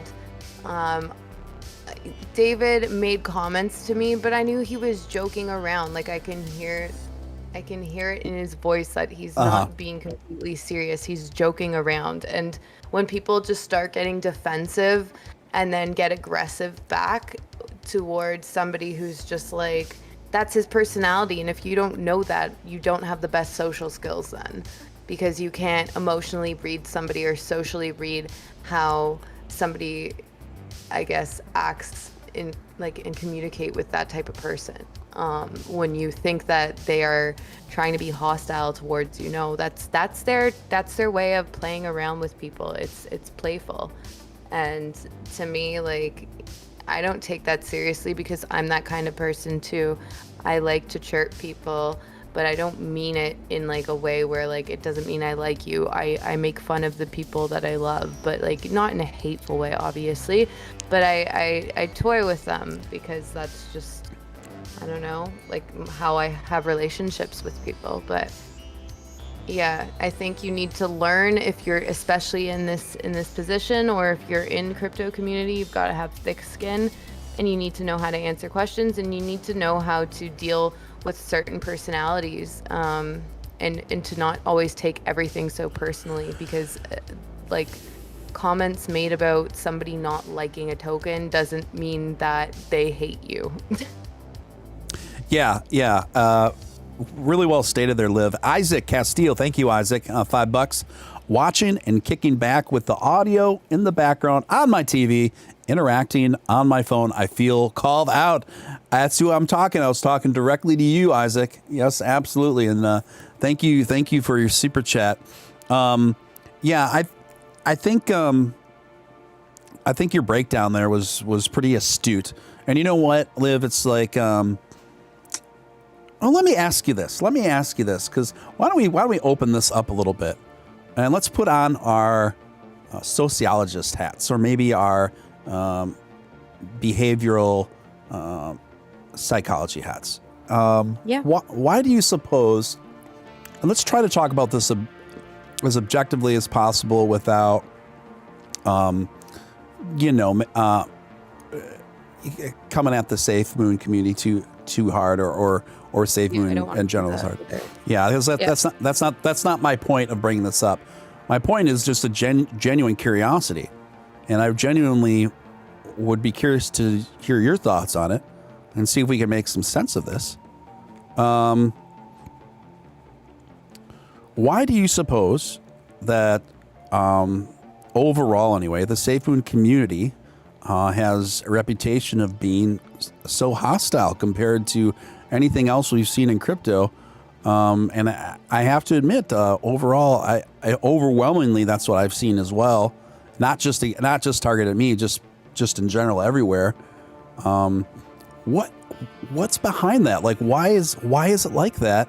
Does it have to do? It obviously has to do with the overall cultural climate within that community. But why do you suppose it's like that? Stockholm syndrome. Do you? You think so? No, I don't know. I'm just kidding. Honestly, I don't know. I don't know. I think maybe because that's the general sentiment that's happening, and then everybody else picks up on that culture, they think you have to be defensive, because I think a lot of people in the community just either love the token or dislike it. And I think there's really one or the other. There aren't really the in-betweens. So I think that it becomes this sort of culture of us versus them, maybe in their minds, and that they feel that they are maybe like they feel isolated in the community and that they have to defend themselves. But I think maybe in their minds it's that way, and I think maybe because a lot of people have spoken out about things in the past, but it doesn't mean it's against the community. It's more if people have concerns, it's about the token in itself, like the team, not so much like having a problem with the community. I think like when people speak out about it, like myself, that I've spoken out in the past, and it's not to like go and bash the token or the community, from what I've said of why I tried to create something different from them, because people ask, would you differentiate yourself from Safe Moon?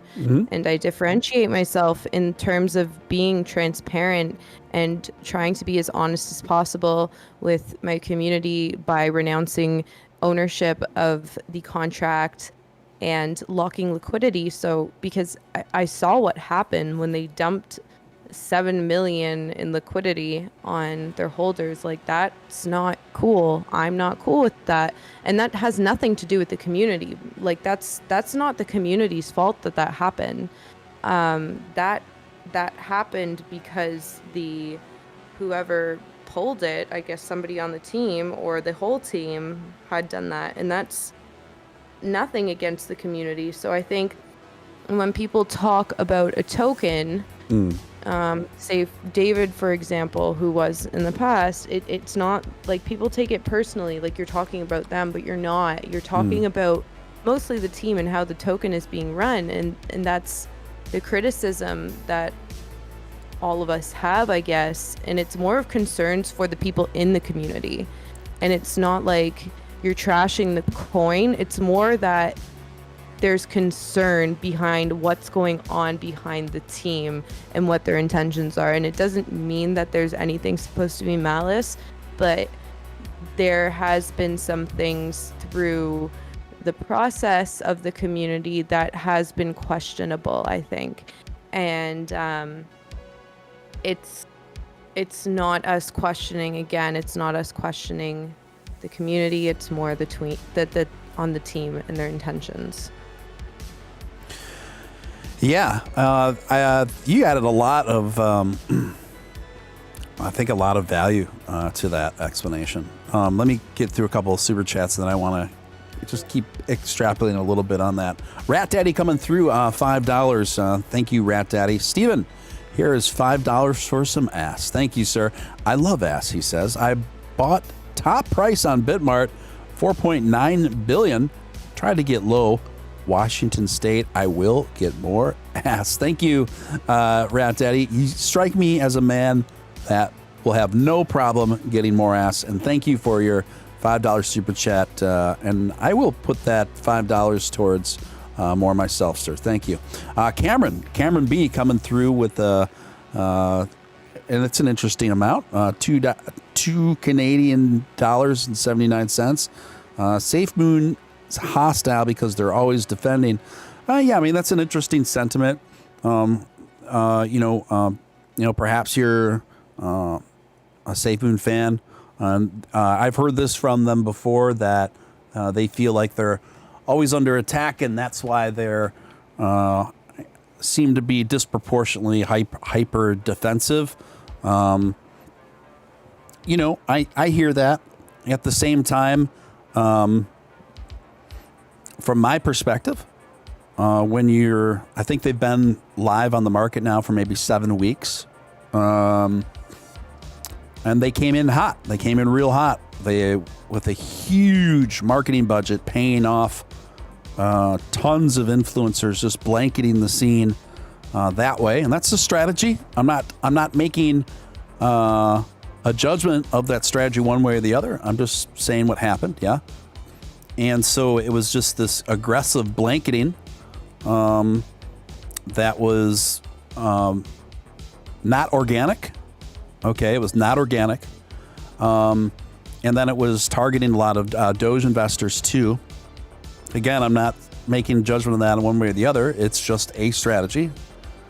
And so consequently, it worked, right? They've got 2.5 million investors in just 7 weeks. So when you come in hot that way, inorganically, and then you're really effective at it, and you're already, inching your way towards, 3 million investors, you're going to be under more scrutiny. You're going to have people with more questions. You're going to have people looking into it a bit deeper. Because that is, frankly, because it deserves to be. It deserves to be when you come in that hot.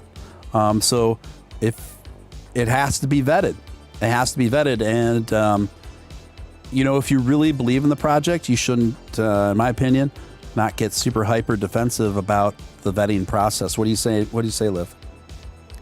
No, I fully agree with that. And I think I've had a lot of people come at me countless times, and I get it. It can get emotional when you're having somebody talking about something that you care a lot about, and maybe they're making false claims or something that you're saying something that you don't like and it's not positive.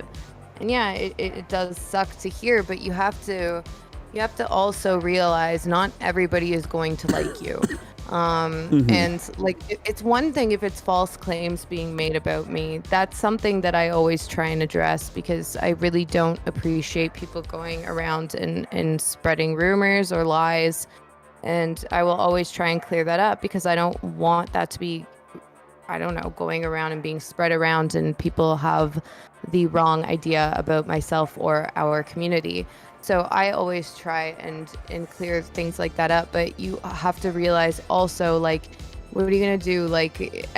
Not everybody is going to like your token. Not everybody's going to like your community, whatever. I mean, you can do what you can to try and be likable, but also being defensive and being aggressive, that's not the way to converse with somebody and have somebody want to like you. That's the exact opposite of a community that I want to be in. And that's the thing. I see communities out there, and by all means, I like what the token is doing, but then I look at the community that's behind it and I'm like, I'm going to pass. I don't really want to join that. It's not about SafeMoon. What I'm saying, it's many other tokens that I'm like, oh, they're doing some cool stuff, but don't think I want to be part of this community and associated with this. Might not love it. Yeah, I think that's really well stated. I don't know if you're in front of a computer and you can see the chat, but there's another question for you in there. Or do you want me to read it to you? Hold on. If you could ask Liv if Ass has plans to schedule burns in the future to decrease supply over time, and is it possible to implement proof of burn? So, we went over this. Wait, can you maybe? You have it, correct? That burn thing that you typed up. Yeah. Do you want to, Liz? When you're marrying Benny, sir. Question. So what was the question, sorry? It's about burning to decrease the supply over time. If you want to explain this, I explained it the other day, but Craig read I it. was wondering if you could ask Liv if Ass has plans to schedule burn in the future to decrease supply over time, and is it possible to implement proof of burn? Well, YV, Y out. What we're gonna do this week, I believe, we're gonna propose to the community to send your Ass tokens to a burn/dead wallet. Not all of your tokens, as many as you're willing to part with. So that'd be like a 0x00000 dead wallet, which means the coins can never be accessed again. So instead of sending our coins to Vitalik like some other dog coins like to do, we're gonna actually send them to a dead wallet where no one can dump them on us later. So if you or any other investors send $5, $10, $100, however much money you want to this dead wallet in Ass coins, everyone who sends their coins, I don't know, maybe we'll get 1% of the supply, 2% of the supply sent to that wallet. That might be asking for too much, but whatever amount we get, all of those coins will then accumulate the reflect forever in that wallet. So every time there's a buy and sell, that dead wallet is gonna accumulate a percentage of the reflect tokens for eternity. So the burn is gonna increase, the artificial burn wallet, because it's not truly a burn. We're just making one by adding it to this wallet that can never be accessed, but that wallet's gonna grow higher and higher over time in tokens, and as the percentage increases over time, the percentage of reflect tokens sent to that wallet will increase over time. So the burn rate will increase as time goes on. So that's kind of the plan, but we are going to need the whole community, or at least some, to send some of their tokens to this wallet to implement the start of this fake burn mechanic, but it's going to act the exact same way as a burn. And proof of that, it's going to be on the blockchain. It's going to be a 0x0000 dead wallet. There's probably thousands of coins that already sent to this wallet, to be honest. So everyone will be able to see that on the blockchain. I hope that answers that question. Yeah, I think it does. And thank you for that, Craig. Appreciate it. Trucking all day, coming with a $5 super chat. Made 4K last week when Ass went 3,000%. Dogecoin is our baby, but we make money on other coins too. Steve, thoughts on Shiba Swap token coming out? I have no thoughts on it. I'm just being honest. I've heard of it, and I know people are talking about it, but I don't have thoughts on it because I haven't researched it. So I can look into it and circle back to you. But sorry, trucking all day. Liv, do you know anything about Shiba Swap? I don't know if that's the same as Shiba or SHIB token. I'm doing a lot of money on that. I purchased a couple $1,000s of SHIB a few weeks ago, and it ended up just blowing up. I made a couple $100,000 off of it somehow. Wow. I hope you cashed out, yeah? Not all of it. I'm still holding some. I sold like 150K the other day before it actually dumped, which was a good call. But I still have a bunch more tokens still. But I'm gonna hold on to them. It's like my moon bag. We'll see what happens with the swap or like exchange that they're making. That's why I didn't want to sell them all. So we'll see. That's why I hadn't sold it over like the past few weeks, because I was waiting for that to come along. But yeah, like I think it's fine. I mean, like I have kind of a little bit of so many meme tokens. This isn't me like shilling it at all. I just bought it for fun. I was actually drunk when I bought it. SHIB is developing a Shiba Inu swap exchange. Yeah, that's what I saw, and that's why I purchased it also. I was like, well, I've had a couple drinks, so threw like $4,000 or $5,000 into it, and then it like going 3x after I woke up in the morning, and I was like, that's cool. And I was like, well, I have diamond hands, so I'm not gonna sell it. Just whatever happens, happens. Right. Let's see. We caught up here.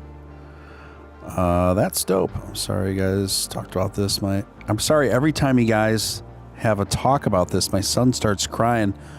About what? I don't know. SHIB. Yeah. So Johnny Abera says SHIB is developing a Shiba Inu swap, so it is corresponded with them. Looks like it looks like an offshoot of the SHIB. So, yeah. So let me see what time it is. We're about 12:15. Guys, I'm gonna start winding this one down. I would like to thank each and every one of you guys for coming out tonight, and really appreciate it. And Liv, always just an absolute pleasure. Thank you for joining me last minute tonight. It was a lot of fun. Really enjoyed it. You guys, what I'm gonna do, I'm gonna wind this down now. Don't go too soon, because those of you you leave and then you come back angry that you missed the outro. So I am playing the outro when I'm done talking. Just prefacing with that. But that being said, right now it's about 1:15 midnight my time. I'm going to take about a 30-minute break, and then I will just be opening up an after hours room with hopefully a few other folks, because I don't want to do all the talking. I really would like to just open up a fun hangout. Yeah. So Rat Daddy, $2. Thank you, Rat Daddy. Is buy and sell to holders active on Bitmart? Is buy and sell to holders active on Bitmart? Is that to you, Liv? Oh, I think they're talking about the Reflect. The Reflect, yeah. So it's not yet the Reflect, but I'm contacting all of the exchanges because they all listed us for free, so we didn't really make any deals with them. I have one with Beaky Exchange. I made a deal with them for trading, but I will have to contact all of the other exchanges.